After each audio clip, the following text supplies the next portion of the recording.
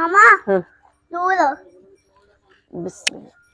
खलो जाना ਇਹਦੇ ਚ ਪਾਣ ਲੱਗੇ ਆ ਨਾ मामा दूध ਤੇ ਇਧਰ ਮੇਰੇ ਕੋਲ ਆ ਕੇ ਖਲੋ ਨਾ मामा ਮੇਰੇ ਮੁੰਡੇ ਕੋਲ ਖਲੋ ਇੱਥੇ ਹਾਂ मामा दूध हो जाओ ਹੋਰ ਨੇ ਆ मामा जी मैं काला आ जाने नहीं ਕਾਰ ਲੈ ਜਾਏਗਾ हाँ मामा ने मैं ਕੀ ਕਰੇਗਾ ਕਾਰ ਜਾ ਕੇ मैं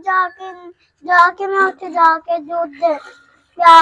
फिल्टर से पाके पीना है ਫਿਲਟਰ ਚ ਪਾ ਕੇ ਪੀਏਗਾ हाँ ਅੱਛਾ ਤੂੰ ਤੇ ਹੁਣ ਏਡਾ ਵੱਡਾ ਗਲਾਸ ਚ ਪਾ ਕੇ ਪੀਏਗਾ नहीं पीता ਗਲਾਸ ਚ ਪਾ ਕੇ ਨਹੀਂ ਪੀਂਦਾ नहीं ਕਿਉਂ मामा जी हमें ऐसे बंद कर देना ਆ ਲੈ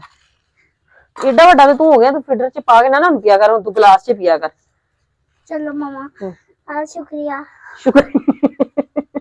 मामा चलो बस दूध चलदा दूर ले गए कहना चलो ठीक है मम्मा शुक्रिया मेरी गाल से ना मेरे नाल मामा लो दूध हम्म। Hello hello